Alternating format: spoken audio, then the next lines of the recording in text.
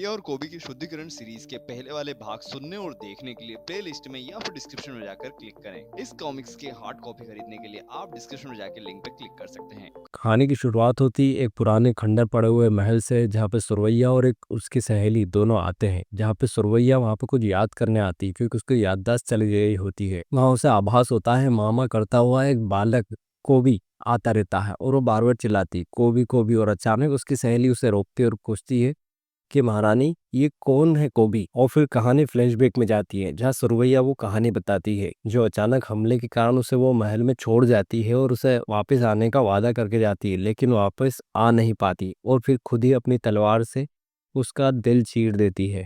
ये कहानी आगे बढ़ती है। 50,000 साल बाद दोबारा से कोबी की पाषाण मोती के सामने सुरवैया खड़ी होती है और उसे कहती है, मैं बहुत ही बुरी माता हूँ, मैं निर्मम कुमाता माता हूँ जो अपने पुत्र को ऐसा श्राप दे सकती है थी। सुरवैया बहुत ही ज़्यादा दुखी होती है और वो अपने पुत्र को कहती है कि और भी ज़्यादा मैं शर्मिंदा नहीं हो सकती इस दुख को लेके, मैं भू समाधि लूंगी। और भू समाधि लेने चले जाती है। वहाँ पे उसकी सहेली उसे रोकती है कि आपको महारानी नहीं लेना, लेकिन वो कह देती है कि नहीं, मैं अब इसके आगे नहीं जाऊंगी राजमहल में, मैं यहीं पे भू समाधि लूंगी। और वो भू समाधि ले लेती है। 50,000 साल बाद उल्फानों में दोबारा से एक ब्लास्ट होता है। उस ब्लास्ट के बाद दोबारा से भू समाधि के अंदर से सुरवैया निकलती है और उस भू समाधि को खोलने वाला और कोई नहीं, देव आरण्यक्ष होते हैं जो कि न्याय परिषद के मुखिया होते हैं, न्यायाधीश होते हैं। और फिर वो बताते हैं कि वुल्फानों के राजा वुल्फा और तुम्हारे पुत्र दोनों के ऊपर एक न्याय संगत बैठाई गई, न्याय परिषद बैठाई गई है और उसके लिए एक न्याय देवी की जरूरत है, और इतने सालों की तपस्या के बाद जो है ये पद तुम्हें दिया जाता है। तो अब तुम उसकी माता और साथ में पत्नी नहीं हो, तुम एक न्याय परिषद की न्याय देवी हो, तो तुम्हें निष्पक्ष होकर न्याय करना होगा। तुम आज से न्याय देवी रहोगी न्याय परिषद की। कुछ दिनों बाद सुरवैया दोबारा से कोबी से मिलने जाती है जहाँ पर कोबी का श्राप भी मिट जाता है, और वहाँ जब वो जाती है तो सुरवैया कहती है कि तुम क्यों न्याय परिषद को चुनौती दे रहे हो, तुम्हारे पास तुम्हारे पिता को निर्दोष साबित करने का कोई प्रमाण नहीं है, फिर भी तुम न्याय परिषद को चुनौती देकर अपने आप को ही दोषी साबित करने में लगे हो। दोनों के बीच अच्छी खासी बहस होती है। कॉबी गुस्से में हो जाता है और कहता है कि एक पुत्र के लिए अपने पिता की सुरक्षा से महत्वपूर्ण कुछ नहीं है, मैं चुनौती दूंगा और चुनौती को पूर्ण भी करूंगा और अपने पिता को निर्दोष साबित करूंगा। कहानी दोबारा से वर्तमान में महाकंदरा गुफा के बाहर आ जाती है जहाँ पे ढेरों और लाखों की तादाद में कालजयी योद्धा की सेना बाहर निकल जाती है और पूरी धरती के ऊपर अपना आधिपत्य जमाने के लिए इकट्ठे होकर आक्रमण करने की तैयारी में रहते हैं। उधर न्याय परिषद में न्याय चलता रहता है जहां देवारण्य न्याय की देवी सुरवैया को निर्णय लेने के लिए कह, और आखिरकार देवी सुरवैया अपने निर्णय पर आती है। एक दोषी उल्फा को तंत्र विषाणु का सेवन करवाकर पाताल कूप में भेजा जाए जहां वो आजीवन दंड भोगे।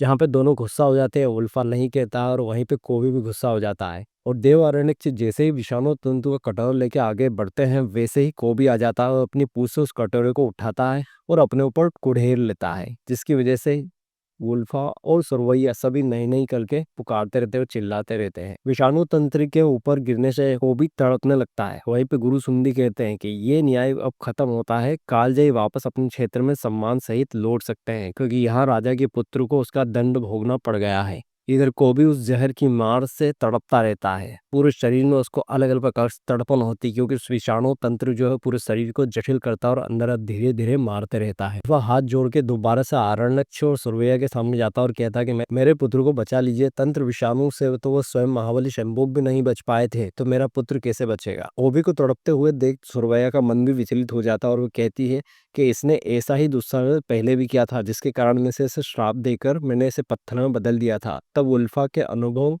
विनय पर हमारा हृदय पिघल गया था और हमने श्राप मुक्त इसे किया था, और कालांतर में कुंवारी कन्या के रक्त ने इसे पुनः जीवन दान दिया था। अतः वरदान स्वरूप जिस कन्या के रक्त ने इसे जीवन दान में रखा है मैं उसे वापस लेती। जैसे ही उस लड़की के खून को दोबारा से वो लेती है वैसे ही उसका शरीर दोबारा से पत्थर का बन जाता है। और इधर वर्तमान समय में पंचसंग और कालजयी योद्धाओं के बीच में अलग से आखिर युद्ध शुरू होने वाला था और बहुत ही भयानक और भारी युद्ध होने वाला था।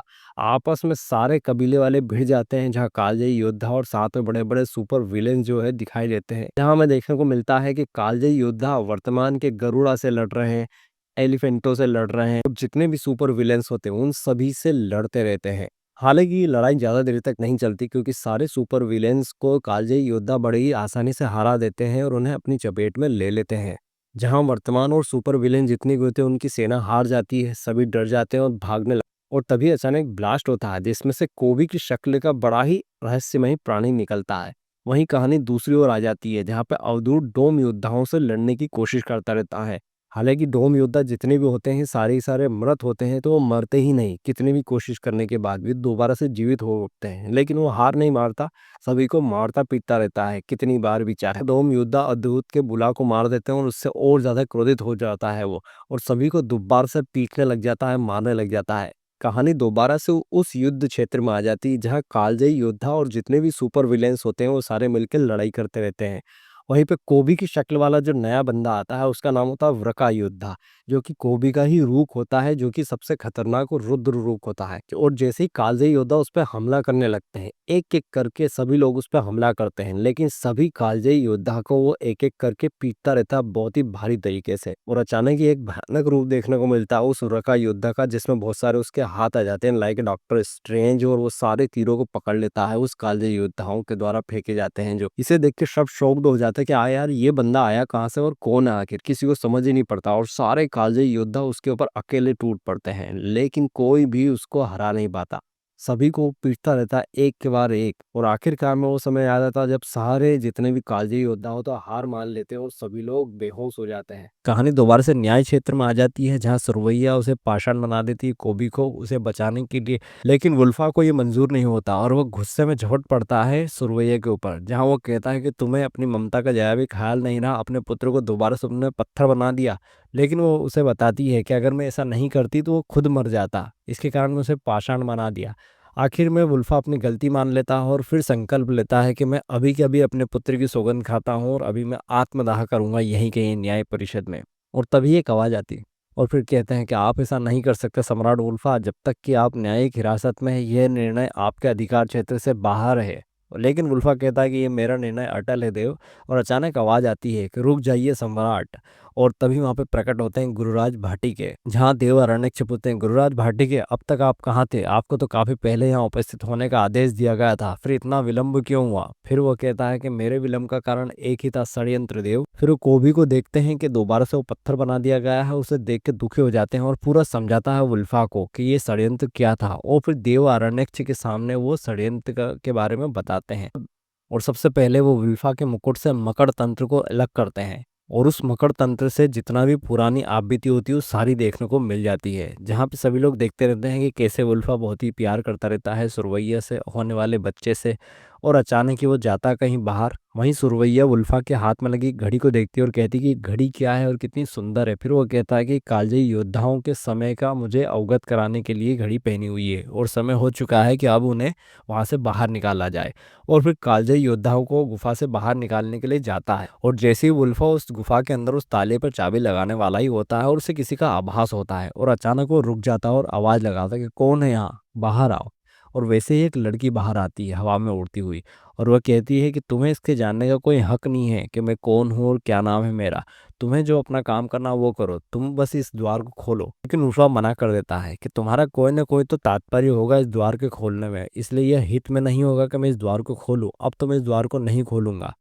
जैसे वो मना करता वैसे ही ये बंदी जो होती है हमला कर देती है उसके ऊपर, और अचानक ही अपने तांत्रिक मायावी सेवकों को बाहर निकाल जाती है। बड़े बड़े डायनासोर्स बाहर आ जाते हैं और हमला करने लग जाते हैं वुल्फा के ऊपर, जहाँ पे वुल्फा उनसे लड़ता रहता है, और एक को मारता है तो दूसरा प्रकट हो जाता है, दूसरा मारता तो तीसरा प्रकट हो जाता है, कोई खत्म नहीं होते। और वह औरत उसे बार बार कहती है कि जल्दी से उस द्वार को खोल दो ताकि इस पीड़ा से और इस युद्ध से तुम्हें मैं बाहर निकाल सकूं। और तभी वुल्फा पुकारता है गुरुराज भाटिके का नाम, और गुरुराज भाटिके आ जाते हैं, और आते से ही सबसे पहले एक जोरदार सा धमाका होता है जहाँ पे वो उस माया को बाहर फेंक देते हैं। लेकिन वो औरत डर के मारे वहां से चली जाती है और कहती है कि अभी मैं तुमसे लड़ूंगी नहीं क्योंकि तुम बहुत ही शक्तिशाली हो, मैं बाद में जरूर आऊंगी। गुरुराज भाटिके वुल्फा को उठाते हैं और महल में लेके आ जाते हैं। हालांकि मस्तिष्क के ऊपर वुल्फा के बहुत ज्यादा तांत्रिक वार हुआ था जिसकी वजह से वो ठीक नहीं हो पाता, तो आखिरकार में गुरुराज भाटिके एक यंत्र खोजते हैं और युक्ति बताते हैं सुरैया को। फिर गुरुराज भाटिके बताते हैं कि इन्हें बचाने का एक ही उपाय है, वो है इनके मस्तिष्क के ऊपर तंत्र अवरोध लगाने का। अगर मैंने इसे लगाया तो जितने भी कालजयी योद्धा को इन्हें निकालने के लिए वहां गए थे जिनका समय पूरा हो चुका है वो नहीं निकाल पाएंगे।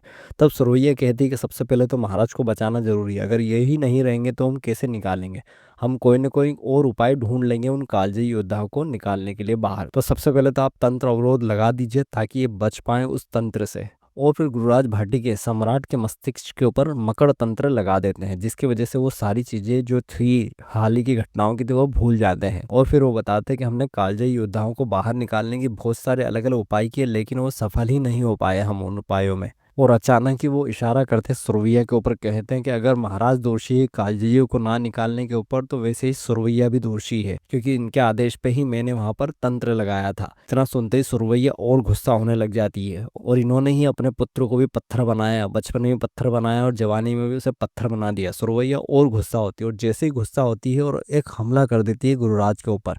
यह देख कर सभी शॉक्ड हो जाते हैं, और अचानक ही गुरुराज भाटी के छोटा सा हमला करते हैं, और अचानक उसमें से देखते हैं कि एक और लड़की निकलती है। उसका नाम होता है माया, जो कि सुरवैया की ही बहन होती है, जो कि तांत्रिक होती है, और उसका शरीर वहां पे नहीं होता। उसका शरीर वो एक आत्मा के रूप में रहती है तंत्र साधना में। और फिर वो बताती कि कैसे जब सुरवैया भू समाधि में चले गई थी अपने बेटे के दुख में, वैसे ही उसके शरीर के ऊपर कब्जा मैंने कर लिया था, और फिर उस कब्जे के थ्रू ही मैं धीरे धीरे अलग अलग जगह पे माया अपनी रच रही थी।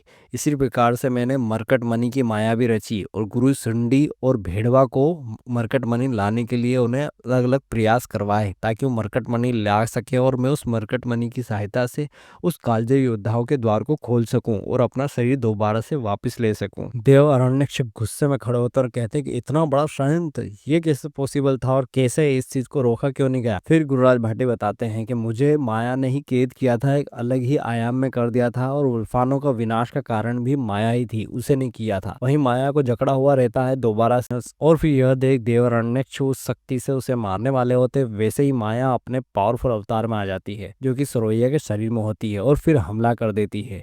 हालांकि देव अरण्यक्ष यहाँ कमजोर साबित होते हैं, और सुरवैया के अंदर जो माया होती है वो पावरफुल दिखाई देती है। सभी शॉक्ड हो जाते हैं कि आखिर ये हो कैसे रहा है, कि सुरवैया के अंदर जो माया है वो इतनी पावरफुल कैसे हो गई। सभी सोच में पड़ जाते हैं कि आखिर माया इतनी पावरफुल कैसे है कि देव अरण्यक्ष को भी हरा रही है। वहीं गुरु सुंडी कहते हैं कि प्रकृति की शक्ति कम होने से ही यह हो रहा है, क्योंकि प्रकृति के ऊपर डोम योद्धा और अलग अलग लोग जो है उसके ऊपर आ चुके हैं, और पूरी प्रकृति को नष्ट कर रहे हैं। और जब जब प्रकृति खत्म होगी, वैसे ही जितने भी न्याय परिस्थित लोग हैं वो भी शक्तिहीन होते जाएंगे। उधर जंगल में दोबारा से देखते हैं कि गुरु सुंडी और भेड़वा वहां पे खड़े हो रहते हैं, और समझ नहीं पा रहे होते कि ये हो क्या रहा। और वो देखते हैं कि यार ये ज़ॉम्बी टाइप के इंसान जो है उनके ऊपर हमला करने के लिए आगे बढ़ते रहते हैं। कहानी दोबारा से वर्तमान जंगल में आ जाती है, जहाँ गुरु सुंडी को भेड़वा कहता है कि देख रहे हो गुरुजी, ये अलजीब प्रकार के प्राणी हैं जिनके शरीर से नकारात्मक शक्तियां बाहर आती हुई दिखाई दे रही है, और ये मृत भी सारे मरे हुए लोग हैं। भेड़वा फिर से कहता है कि गुरुजी हमें यहाँ से जल्दी से निकल जाना चाहिए, ये हमारा काम नहीं है, यहाँ के लोगों का है। ये लोग मर जाएंगे तो दोबारा से पूरा जंगल साफ हो जाएगा, उसके बाद पूरा राज्य हम लोग यहाँ पे स्थापित कर देंगे। और वहीं गुरु सुंडी भेड़वा को डांट देते हैं और कहते हैं कि मूर्ख, अगर पूरी प्रकृति ही नष्ट हो जाएगी तो राजपाट क्या रहेगा। हम तो प्रकृति के लोग हैं, अगर हमें राजपाट करना तो प्रकृति तो होनी चाहिए। तो बोले चलो फिर लड़ाई करते हैं और इन्हें मारते हैं। और फिर वो हमला करते हैं, आग से हमला करते हैं, अलग अलग वार से हमला करते हैं, जमीन से हमला करते हैं, ढेरों अलग अलग प्रकार की सारी कोशिशें कर लेते हैं। लेकिन वो ज़ोंबी होते हैं और मरे हुए प्राणी होते हैं, वो दोबारा से जीवित होते जाते हैं और उनके ऊपर हमला करते रहते हैं। वो हमले रुकते ही नहीं है। गुरु सुंडी जब ये देखता है तो समझ जाता है कि भैया ये अपने बस की बात नहीं है, तो दोबारा से वो गायब होकर न्याय परिषद में चले जाता है। और फिर वहाँ बताता है कि देव अरण्यक से सहायता करे, एक नकारात्मक बहुत ही खतरनाक वाली शक्ति प्रकृति को नष्ट कर रही है, और हम उसे हरा नहीं पा रहे हैं क्योंकि वो मर ही नहीं रहे हैं। तभी एक आवाज आती है कि यह सब तुम्हारी वजह से हो रहा है गुरु सुंडी। वो शॉक्ड हो जाता है कि ये किसने कहा। फिर वो बताती है कि मैं हूँ ये माया, सुरैया के शरीर में मायावी शक्तियों से ही ये सब चीज करवा रही थी, और तुमने मेरा इसमें साथ दिया। गुरु सुंडी पूरा शॉक्ड हो जाता है कि भैया ये हो क्या रहा है, और अचानक ही मन में एक प्लान बना लेता है कि भैया सबसे पहले तो प्रकृति को बचाना है, तो मैं इसके संरक्षण में आ जाता हूँ, और धीरे से फिर यहाँ से कल्टी भी चले जाऊंगा, से बच के निकल भी जाऊंगा।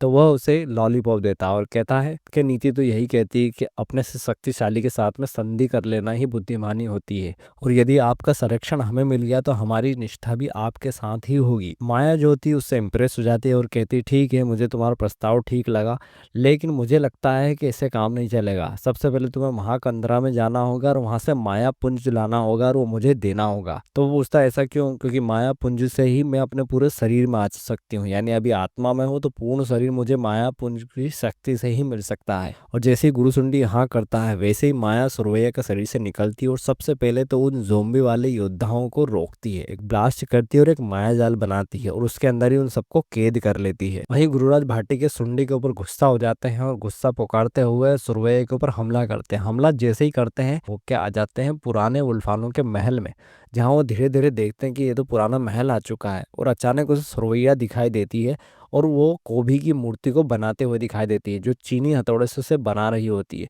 जहाँ पे वो आवाज देते हैं और पुकारने की कोशिश करते हैं कि हे देवी, ये प्रकृति संकट में है और आपका पुत्र पाषाण की प्रतिमा में परिवर्तित हो चुका है देवी, अब आप उसे नया जीवन दे सकती हैं, ये और यह आप ही कर सकते हैं, आपके हाथ में ही है सारा नियंत्रण। लेकिन वो नहीं सुनती, वो अपने पुत्र को ही बनाते हुए रहती है। वहीं दूसरी ओर गुफा के मुहाने में पहुंच जाता है गुरुसुंडी और उसे मायापुंज अलौकिक दिशा में दिखाई देता है। वह उसे हाथ में उठाता है और ले चलता है। उधर कहानी महल के अंदर जहां गुरुराज भाटी के सुरवैया को समझाने की और मनाने की कोशिश कर रहे हैं कि मेरे साथ चलो और उसे बचा लो, लेकिन वो नहीं सुन पाती क्योंकि वो माया के भ्रमजाल में होती है। गुरुराज भाटी के समझ जाते हैं और जैसे उस पर एक ब्लास्ट करते हैं वो मूर्ति टूट जाती है और जैसे ही वो टूटती है गुस्से में हो जाती है सुरवैया और माया जाल से वो निकल जाती है। वहीं पे आ जाता है गुरु सुंडी उस मायापुंज को लेके माया के पास और उसे देने जाता है। जैसे उस हाथ में लेने वाला होता ही हो कि वैसे ही एक भड़ाम से धमाका होता है जहाँ पे सुरवैया आ जाती है कि अब सुरवैया उस माया से निकल चुकी होती है और अपने शरीर में आ जाती है पूरे के पूरे अपनी आत्मा सहित और उसे रोकती है। दोनों बहनों के बीच में तगड़ी सी फाइट होते देखने को मिलती है जहाँ पे माया कहती है कि पिताजी भी तुम्हें प्यार करते थे, कोई मुझसे प्यार नहीं करता था और ऐसा वैसा भाई राजपाट के बारे में अच्छी खासी बहसबाजी करते रहते, रिश्तों की अलग अलग प्रकार से बहसबाजी होती रहती है। दोनों के बीच में अच्छी तगड़ी वाली फाइट देखने को मिलती है जहाँ माया दोबारा से जितने भी जोम्बीज थे उन सबको आज़ाद कर देती है और जैसे ही आज़ाद करती है वो प्रकृति को फिर से नुकसान पहुंचाने लग जाते हैं और सभी को मारने लग जाते हैं। तो उन्हें रोकने के चक्कर में सुरवैया और गुरुराज भाटी के सभी उसमें लग जाते हैं और वहीं से माया जो है माया पुंज को लेती है इस गुरुसुंडी से और अपने ऊपर धारण कर लेती है और जैसे ही उस माया पुंज को धारण करती है वो पूरी शक्तिशाली अपने ही अजय शरीर में आ जाती है। इधर गुरुराज भाटी के सुरवैया को रोकते हैं कि रुकिए देवी, सबसे पहले आप इन जोम्बियों को कंट्रोल करें, माया को तो हम बाद में भी देख लेंगे। हालांकि माया और सुरवैया दोनों की पावर्स एक समान थी, दोनों ही पावरफुल थी, तो दोनों में से कौन हारेगा ये कहना मुश्किल था। और इधर जंगल में भी जोम्बिस का हमला होता रहता है जहाँ पे ऊपर जितने भी सुपर विलेंस होते हैं और कबीले वाले होते हैं वो सब उनको रोकने के लिए लड़ने भिड़ जाते हैं। जहाँ गुरु सुंडी जो है कालजयी योद्धाओं को रोक देता है और कहता है कि पहले भाई इन योद्धाओं को लड़ लेने दो, अगर ये खत्म हो जाएंगे सारे विलेंस भी खत्म हो जाएंगे तो हम लोग यहाँ पे बहुत ही आसानी से अपना राजपाट फैला सकेंगे, तो सबसे पहले इनको खेल लेने दो, इनको लड़ लेने दो, उसके बाद देखेंगे। लेकिन धीरे धीरे देखने को मिलता है कि जितने भी सुपर विलेंस होते हैं उन सभी को, जितने भी जोम्बिस होते हैं वो सभी पकड़ लेते हैं, कैद कर लेते हैं। इधर दोबारा से एंट्री होती है कोबी की वृका शक्ति की, जो कि अपने हाथों में, दोनों हाथों में गदा लिए सबको मारता फोड़ता रहता है और बहुत ही ताकतवर और फाइटिंग तरीके से फोड़ता रहता है। और इधर दूसरी ओर माया और सुरवैया दोनों में भी फाइट लगातार बराबर की चलती हुई रहती है। सुरवैया माया को एक बंधन में बांध देती है जहाँ पे वो गुरु सुंडी को कहता है कि जल्दी से गुरु क्या कर रहे हो भैया, मुझे इस बंधन से आजाद करो, लेकिन वो मानता नहीं और धोखा देता है। कहता है कि तुम मुझे मूर्ख समझते हो क्या, मैं तुम्हें मायापुंज अपनी सुरक्षा का उपाय किए बिना सौंप देता, तुम चाहकर भी हम कालजीवियों का विनाश नहीं रोक सकती थी, हमारा विनाश निश्चित था। ये सुनते ही माया और ज्यादा गुस्सा हो जाती है, क्रोध में सारे के सारा एक खतरनाक वाला ब्रह्मास्त्र तांत्रिक अस्त्र चढ़ाती है और जैसे चलाती है उसके सामने आ जाता है कोबी वृका शक्ति वाला और सारी शक्ति जो होती है उसमें उसके अंदर समा जाती है। उसके बाद वो गुस्सा हो जाते हैं, सब लोग चिल्लाते हैं कि ऐसा क्यों किया। फिर वहां पे माया कहती है कि अब जो शक्ति प्रकृति के संरक्षण के लिए तुमने उत्पन्न की थी वह प्रकृति का विनाश करेगी, क्योंकि अब जो है कोबी सबसे दूर भाग जाता है, गुफा में जाता है और गुफा के अंदर जाते हुए सभी शॉक्ड हो जाते हैं कि गुफा में जा क्यों रहे हैं। तब गुरुराज भाटी के कहते हैं कि उस गुफा के अंदर इसलिए जा रहा है क्योंकि पूरे वुल्फानों का साम्राज्य का अस्तित्व उस गुफा के अंदर है, अगर वो उस गुफा की सारी चीजों को मिटा देगा, तोड़ देगा, तो वुल्फानों का साम्राज्य ही खत्म हो जाएगा। गुफा के अंदर हम देखते हैं कि भेड़िया जो है जगह जगह पे मार फोड़ करता रहता है और पूरे नींव को हिला देता है, जहाँ पे भूकंप के बड़े बड़े झटके आने लग जाते हैं। सभी लोग डर जाते हैं, शॉक्ड हो जाते हैं कि आखिर हो क्या रहा है। यहाँ पे भेड़िया रुकता ही नहीं, और दोबारा से वहाँ पे गुरु भाटी के आ जाते हैं और जैसे जैसे जहाँ जहाँ पर कोबी जो होता है फोड़ता रहता है उस पूरी नींव को, वैसे वैसे गुरु सुंडी जब तक है उसे दोबारा से जोड़ते रहते हैं ताकि लोग मरे नहीं और उनका विनाश ना हो। सुरवैया कहती कि हम कब तक दोबारा से बनाते रहेंगे, क्योंकि ये तोड़ता रहेगा हम बनाते रहेंगे, इसका क्या उपाय है गुरुराज जिसकी वजह से हम इसे रोक पाए। तब गुरुराज के बताते हैं कि इसका एकमात्र साधन और एक ही उपाय है, इस शक्ति को वही रोक सकता है जिसका ये शरीर है, यानी शरीर धारक। लेकिन सुरैया कहती कि ऐसा पॉसिबल ही नहीं है, क्योंकि मैंने अभी जो है कोबी को पत्थर बना रखा है और अगर उसको दोबारा से जीवित किया मैंने वैसे ही, तो उसके शरीर के ऊपर जो विषाणु तंत्र फैले हुए हैं वो उसे मार देंगे और मैं नहीं चाहूंगी कि अपने बेटे को अपने हाथों से ही मौत के मुंह में फेंक दूं। लेकिन गुरुराज कहते हैं कि करना तो ऐसे ही होगा, अगर नहीं किया तो पूरी मानव जाति के साथ पूरा भेड़िया वंश और कालजयी योद्धाओं का वंश भी खत्म हो जाएगा। आखिरकार सुरवैया रोते बिलखते हुए, दर्द से तड़पते हुए, चिल्लाते हुए दोबारा से उस कुंवारी कन्या के खून को लेती है और दोबारा से उस पत्थर की मूर्ति के ऊपर उस खून को स्थानांतरित कर देती है और जैसे उस खून का अंदर स्थानांतरित होता है वैसे ही कोबी दोबारा से जिंदा हो जाता है। और फिर गुरुराज पूरी कहानी बताते हैं कि तुम्हारे पाषाण बनने के बाद एक वृका शक्ति को भेजा गया था यहाँ इन सारे ज़ोंबिस को खत्म करने के लिए, लेकिन माया ने जो है इसकी शक्ति को परिवर्तित कर दिया और ये जो है अब सभी को नष्ट कर रहा है, वुल्फानों का अस्तित्व को, तो इसे तुम्हें ही रोकना पड़ेगा और तुम ही इसे रोक पाओ। और फिर बिना देर करे हुए कोबी कूद पड़ता है युद्ध के मैदान में, जहां वो वृका शक्ति को रोकने के लिए उनसे लड़ाई करता है और बार बार तड़पता भी रहता है और कहता है कि मुझे ये तंत्र विषाणु मुझ पर हावी होते जा रहे हैं और मुझे धीरे धीरे अंदर से कमजोर कर रहे हैं। लेकिन वो हार नहीं मानता, उसकी माँ बिलखती रहती है और दोनों के बीच में फाइट लगातार और जबरदस्त वाली चलती रहती है और धीरे धीरे कोबी का शरीर काला होते जाता है। उस तंत्र विषाणु जो होते हैं उसके शरीर के ऊपर पूरा का पूरा पॉइजन बनाते जाते हैं और आखिर में जब वृका शक्ति को वो थोड़ा हरा देता है और फिर उसे बार बार चेताता है कि मैं तुम्हारा धारक हूँ, मैं तुम्हें आदेश देता हूँ कि मेरे शरीर में वापस आ जाओ, तब तक पूरा भेड़िया का शरीर जो होता है काला हो जाता है, उसके मुंह से जो है खून निकलने लग जाता है और आखिरकार में वो जो वृका शक्ति होती है अपने धारक की बात मान लेती है और उसका शरीर में विलीन हो जाती है और जैसे ही वो विलीन होती है वो नीचे गिर के मरने की हालत में हो जाता है। यहाँ पे जल्दी से उसकी माँ और गुरुराज भाटी के आते हैं और रोते हुए कुछ कहती हैं और गुरुराज को कहती है कुछ तो कीजिए गुरुराज, कैसे भी करके कुछ भी करके कोबी को बचाइए।